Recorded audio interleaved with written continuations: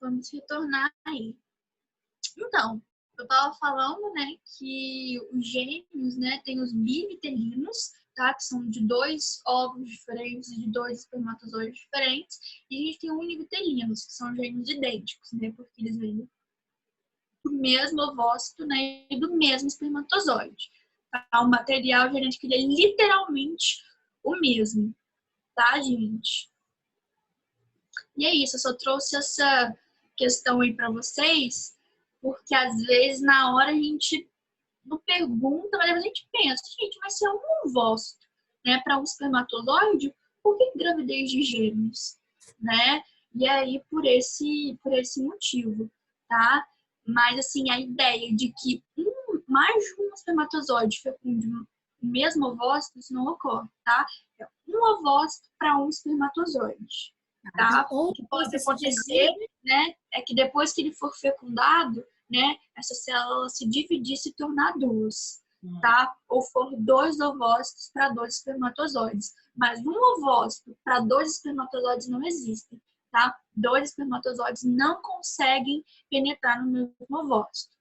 Tanto que foi aquelas reações ali que eu expliquei para vocês nos principais tempos da fecundação. Quando um espermatozoide entra, uma camada ela é reconstituída, né? A membrana externa ela é reconstituída e mais nenhum espermatozoide entra. Tá, gente? E a aula de hoje foi isso. Eu deixei ela mais curtinha mesmo, para não confundir a cabeça de vocês. E eu também quero fazer a correção dos exercícios, tá?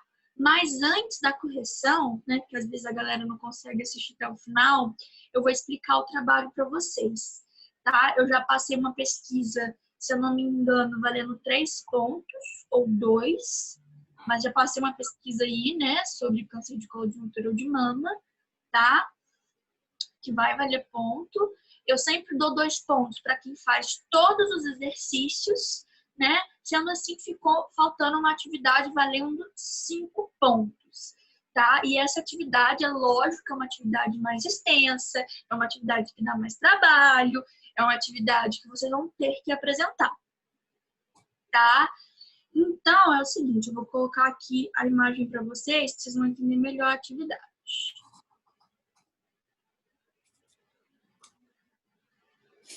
Ó.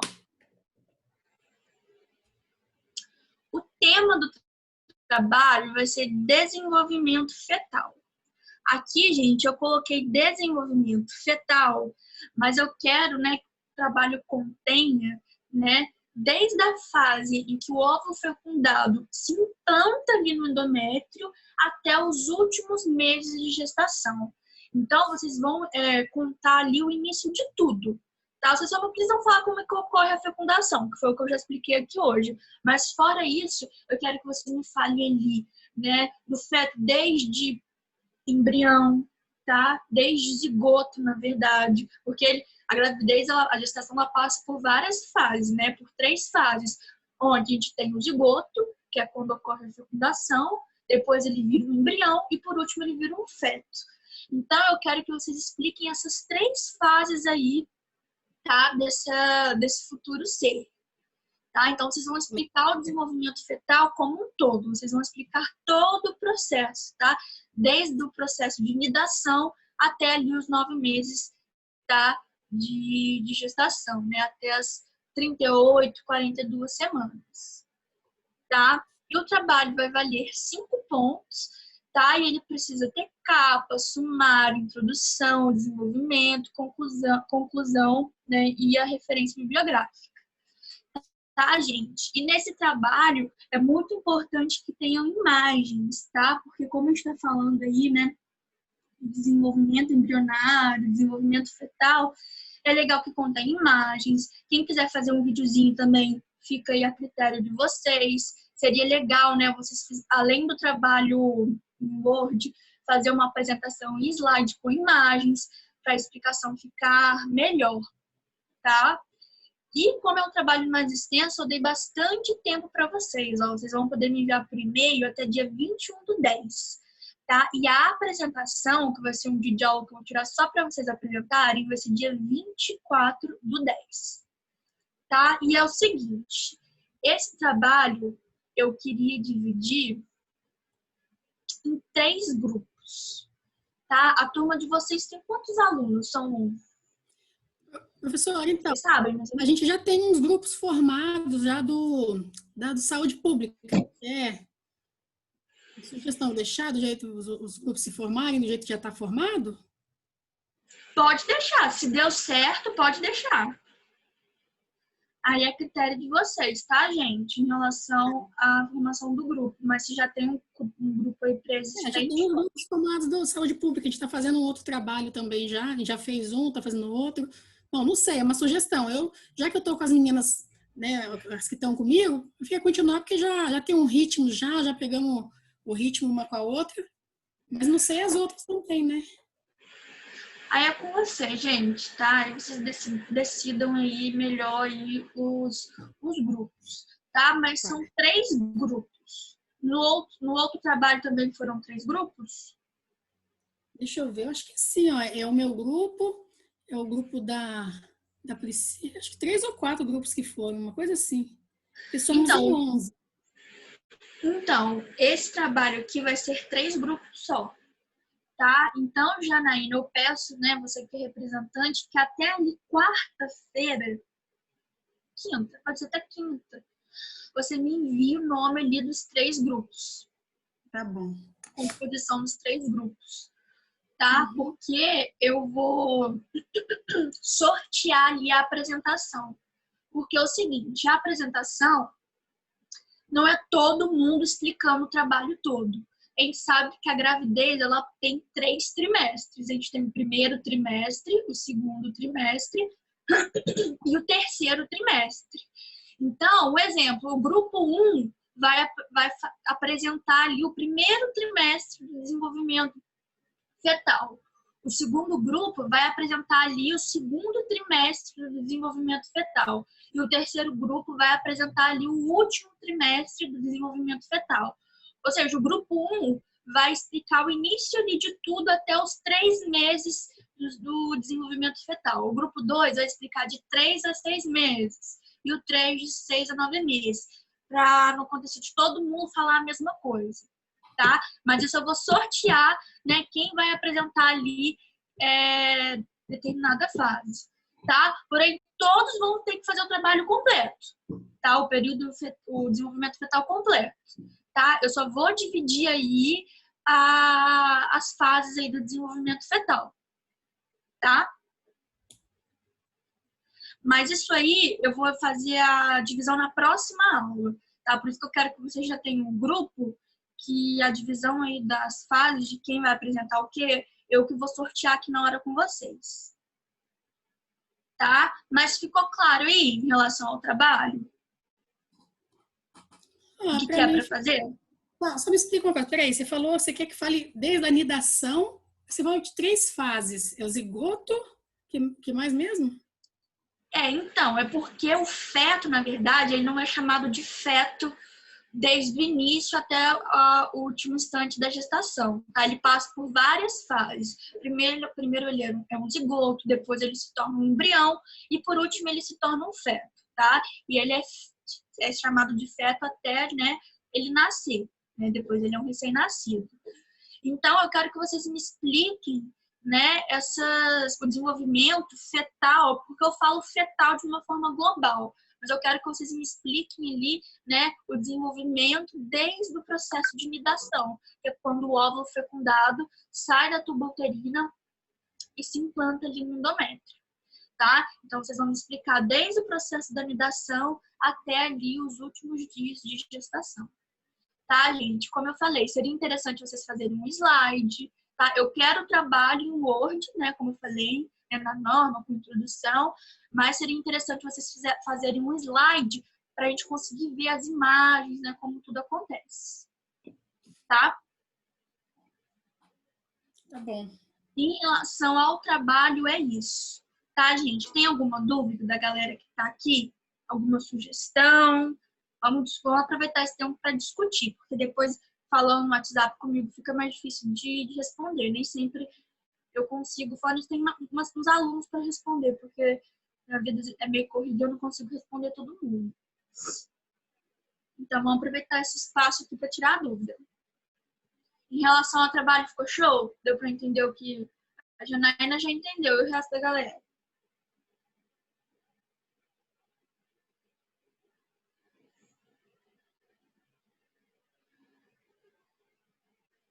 Vamos lá, gente.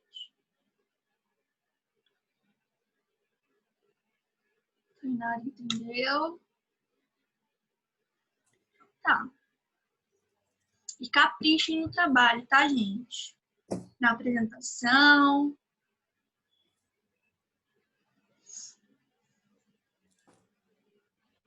Então, né, pelo que eu vi aqui, acho que todo mundo entendeu, né? Ninguém tá falando nada. Então, vamos agora para a correção dos exercícios, gente. Esse trabalho vai ser para fechar a V1, tá? Então, assim, não deixem de mandar os exercícios, né, de participar aí na hora da correção, porque vai entrar tudo no ponto da participação. Ok.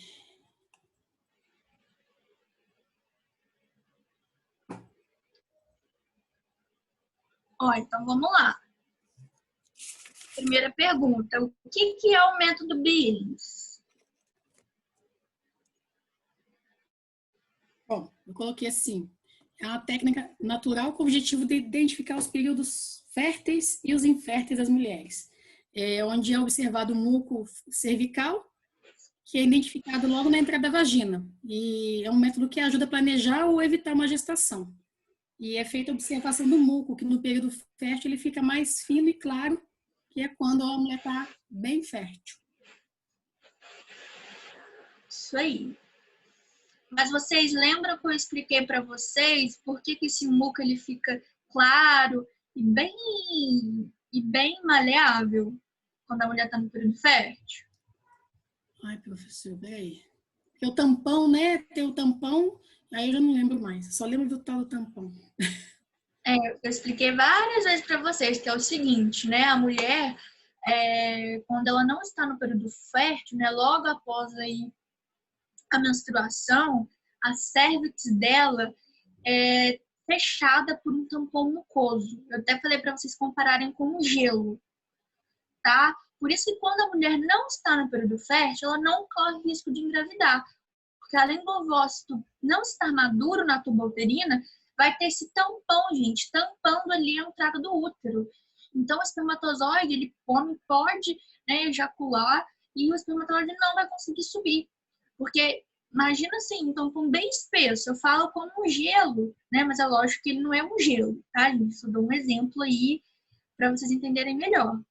Porém, ao longo do ciclo, né, esse tampão ele vai ficando mais fluido, tá? É como se esse gelo fosse derretendo, tá? Então, se ele vai derretendo, ele vai escoando pela vagina. Por isso que eu falo que quando a mulher está no período fértil, não tem mais gelo ali tampando nada, porque ele está já derretido na vagina e o caminho fica livre para o espermatozoide passar. Eu dou esse exemplo assim só para vocês entenderem melhor. Mas, assim, resumidamente, foi isso que a Janaína falou, tá? O método Billings, né? É a mulher observar aí o muco, né? Cervical, né? Ali na entrada da vagina, né? E se o muco estiver bem claro, né? E bem emoliente, né? Quer dizer que a mulher está no período fértil. Vamos lá. 2. Qual é a ação do contraceptivo à base de hormônio no organismo? Essa aqui eu quero ver quem que vai conseguir me explicar do jeito que eu expliquei para vocês.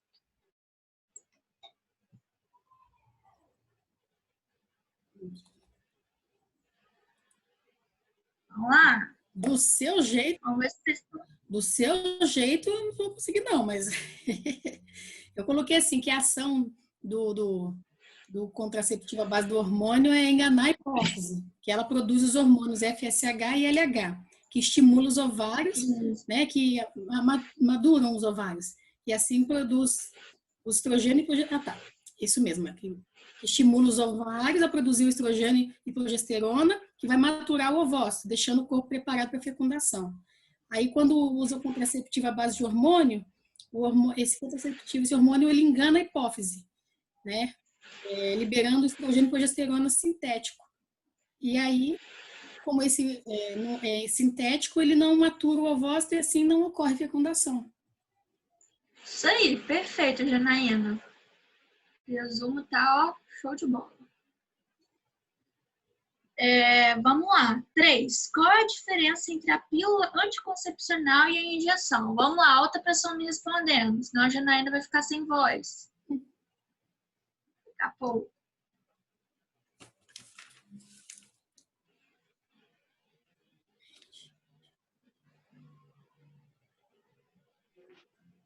Quem aí pode me falar? Professora, eu coloquei assim, ó. A injeção é considerada mais eficaz do que a pílula diária, pelo risco de esquecimento de tomar a pílula diariamente. E também melhor método para mulheres que possuem problemas gastrointestinais, por não passar pelo estômago. A injeção possui os mesmos hormônios que a pílula, com isso não tem como interromper se houver efeito colateral, tais como problemas cardiovasculares, trombose, enxaqueca, retenção de líquido e dores na mama. Isso aí. Certo também.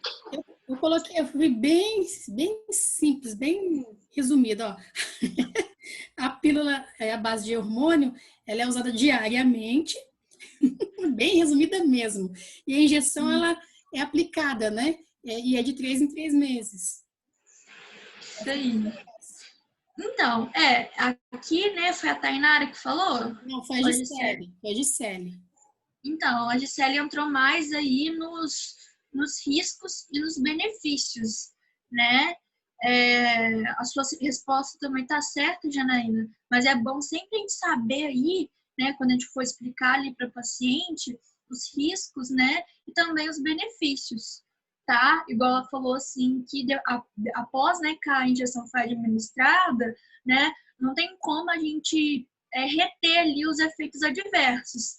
Então, por mais que a injeção ela pode ser considerada mais eficaz pelo fato, né, da mulher não esquecer de tomar a pílula todo dia, ela também pode ser maléfica no sentido dos efeitos adversos. Então, é sempre bom a gente explicar, porque às vezes a mulher ela não tem noção disso. A mulher ela só quer saber da praticidade. A mulher que é leiga no assunto, gente, imagina vocês, né, se não fosse da área da saúde. Quem não quer tomar uma injeção de 3 em 3 meses e ficar livre, não correndo risco de engravidar?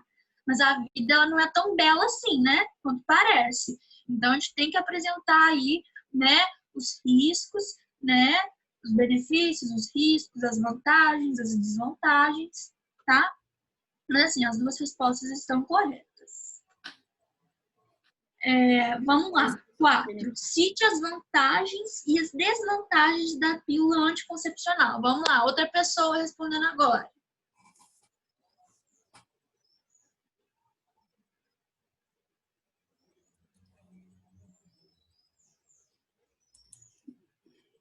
Ela só tá indo.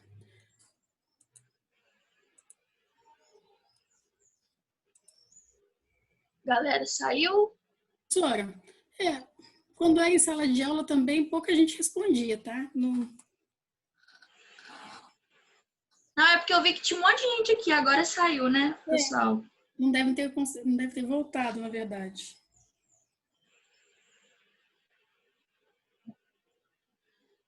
Depois eu não quero dúvidas sobre o trabalho, hein, gente? Porque o trabalho, depois, a gente usa esse espaço aqui para explicar o conteúdo mesmo, tá? Porque depois, às vezes, a galera vem me perguntar cada coisa que eu já deixei bem claro, então, assim, tá? Vamos. Ok. Tá, vamos lá. Ó. Eu vou falar. As vantagens é a regulação da menstruação, combate da acne, diminuição das cólicas, diminuição do risco de anemia, porque tem um fluxo menstrual menor, né? E a desvantagem é dor de cabeça, enjoo e aumento da retenção de líquidos. Isso aí. Vamos lá. 5. O que é e como funciona o anel vaginal?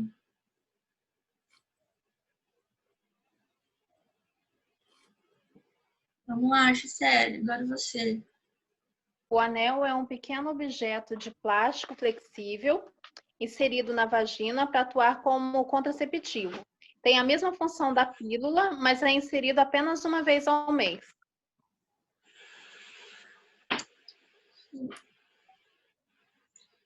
Vamos lá. 6. Como funciona o adesivo? Peraí, deixa eu ver. Colocando aqui uma coisa que eu não coloquei no meu. Bom, coloquei assim, libera os hormônios progesterona e estrogênio continuamente na corrente sanguínea através da pele, impedindo a liberação de óvulos pelos ovários, tornando o muco cervical espesso e impossibilitando assim o esperma atingir o óvulo.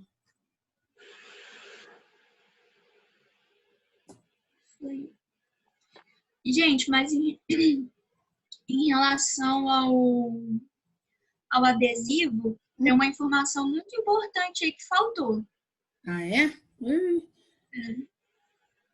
Eu sou boa nisso. Ou eu coloco informação demais, ou quando eu resumo, eu sempre deixo uma faltando. Por isso que os meus resumos não funcionam. Não, eu gosto de questões bem objetivas. Eu também sou adepta do resumo, tá, gente?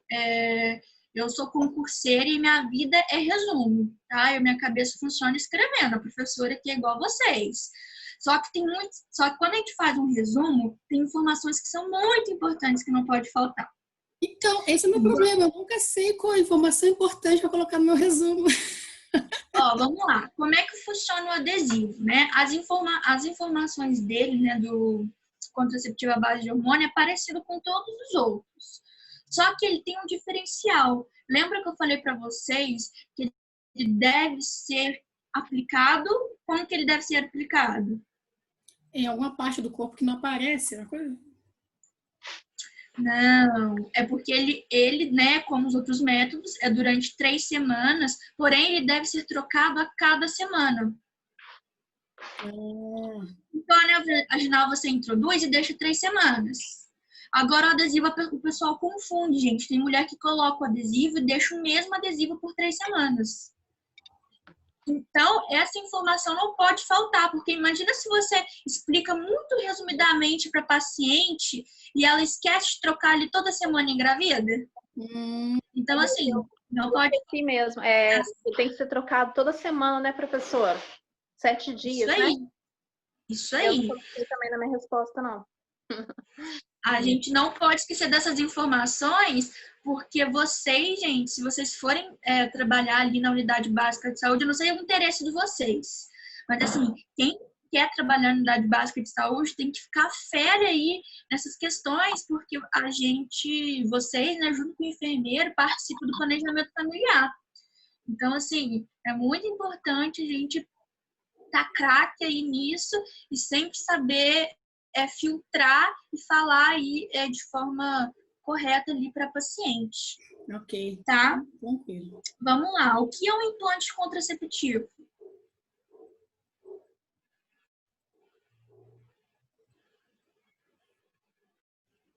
Vamos lá, vamos ver se eu conseguir responder tudo que precisa. É um contraceptivo do tamanho de um palito, colocado logo abaixo da pele, na parte superior do braço, e libera continuamente hormônio e progesterona em pequenas doses, impedindo os ovários de liberarem óvulos. Também torna o muco cervical mais espesso, dificultando a mobilidade do esperma.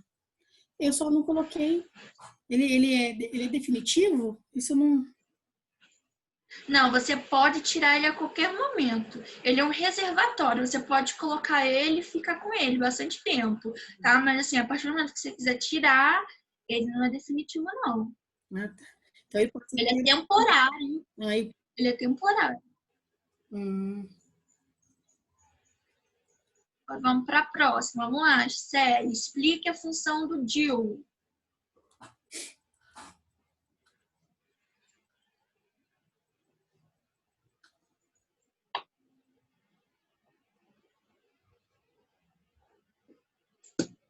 Célia, tá aí ainda?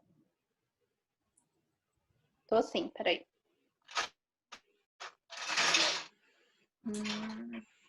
O DIU funciona por meio da liberação contínua de uma dose baixa de progesterona no útero. Ele torna o muco do colo uterino espesso e que dificulta a mobilidade do esperma para alcançar o óvulo e também afina a parede do útero. Esse aí não é o implante, gente?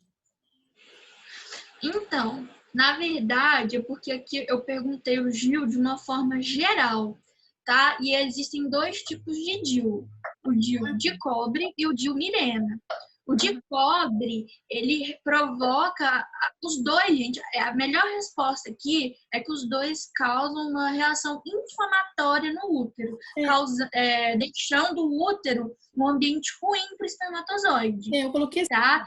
função de liberar substâncias que tornam o útero um local ruim para o espermatozoide, impedindo a fecundação do óvulo. Isso aí. Nesse caso aqui, vocês poderiam ser mais global, não precisa especificar, porque o que eu não pedi para vocês especificarem. Igual esse que a Gisele falou, é mais específico de Mirena, tá? É ele que possui a dose de hormônio ali, tá? Além da reação inflamatória. O DIU de cobre, ele não possui hormônio nenhum, tá? Ele só possui o cobre ali mesmo na sua haste, e esse cobre, ele é liberado ali no útero, causando uma inflamação, né, um processo inflamatório, que para o útero é ótimo, para o organismo da mulher é maravilhoso, porém para o espermatozoide é ruim.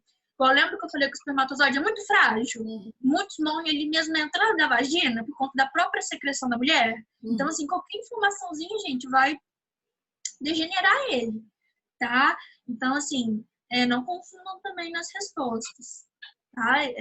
Colocar aí, quando eu pergunto assim, em relação ao método, né, de uma forma mais global, né, respondo de uma forma mais global também para vocês não se perderem. Tá? Vamos lá. O que é laqueadura?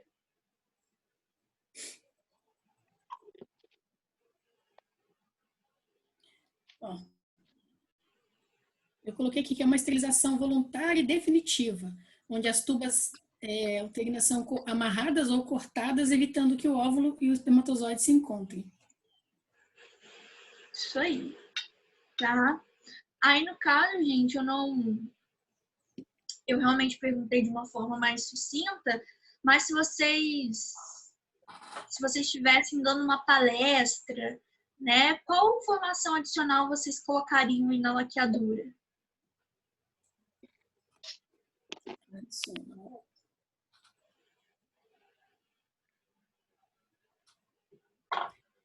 Que ela pode ser definitiva, né? Uma coisa assim, não tem como reverter.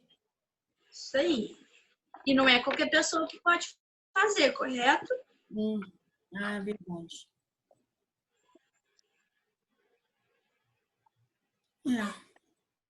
Não é qualquer pessoa?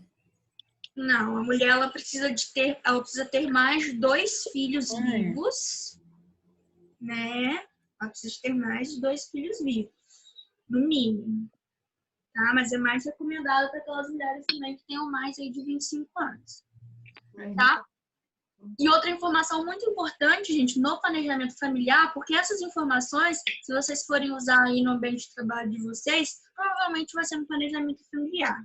É muito importante sempre orientar a mulher, né, a conversar com o seu parceiro, né, e estimular, né, na verdade, encorajar ele fazer a vasectomia, ao invés dela fazer a laqueadura. Porque a vasectomia, né, é um processo bem mais simples, né, o homem não é exposto a uma anestesia geral, né, então, assim, sempre frisar nisso, tá? Ao invés dela fazer a cirurgia definitiva, né, o parceiro. Tá, gente? É bom. Então é isso. A aula de hoje foi isso, tá? Semana que vem a gente vai falar um pouquinho sobre diagnóstico de gravidez, eu vou falar um pouquinho sobre o beta-HCG, eu vou falar um pouquinho sobre teste de farmácia, que há bastante controvérsias, tá? E se eu não me engano, a aula de semana que vem, eu vou ensinar os cálculos específicos da gestação, tá, gente? Para quem acha que enfermagem não tem cálculo sim, tá? Então, não percam, tá? Porque eu vou ensinar 2 tipos de cálculos, tá? Eu vou ensinar a calcular a data provável do parto e a idade gestacional. E para calcular a idade gestacional é um pouco chatinho. Então, assim, não percam para vocês não ficarem com dúvidas. Tá? Tá bom. E em relação às aulas até aqui, gente, tá de boa, tá dando para pegar? Para mim, tá, professora. É que eu falei com outra professora. Dúvida, só na hora da prova que dá. Uma explicação, tudo ok, entendeu? A gente entende, tá maravilha, faz os exercícios, né? Aí chega na hora da prova, as dúvidas aparecem. Assim, o que vocês já devem ter percebido na minha aula que eu não gosto de decoreba, tá? Eu gosto, assim, do porquê das coisas. Então, assim, vocês entendendo, mesmo que seja da forma de vocês, igual a explicação que a Janaína dá, eu vejo que você entendeu. Então, é isso mesmo que eu quero, tá? Que vocês entendam da forma de vocês, porque falar termos, explicar perfeitamente como é, pra gente é mais fácil, porque, né, igual eu sou especialista em saúde da mulher, né? 90% das minhas disciplinas ministradas é saúde da mulher. Então, para mim, é muito fácil falar isso toda a aula. Para vocês, não. Mas, assim, o que eu quero que vocês tenham em mente é sempre assim, quando você fala assim, não vou estudar isso não, né? Isso não é importante. Vocês imaginam a situação da paciente perguntando para vocês o que a consequência, né, da falta de informação pode impactar ali na vida daquela paciente. Então, assim, sempre tenham isso em mente, tanto na hora de estudar, tanto na hora de fazer a prova, mas principalmente ali no dia a dia, quando a gente estiver atuando ali, né? Seja em qual área. Tá, gente? Então é isso, tá? Em relação ao trabalho, né? Creio que também ficou claro. Eu vou esperar ali a lista, tá, Janaína, com os nomes, tá? E sábado que vem eu vou dividir aí, eu vou distribuir aí a ordem das explicações, tá, gente? É isso, tá? Qualquer coisa podem me chamar no WhatsApp, tá? E é isso. Já disponibilizei a aula lá na plataforma também, para quem quiser, mas é basicamente o que tem no livro, com algumas informações mais resumidas, né, ou adicionais. Tá. Então é isso, gente.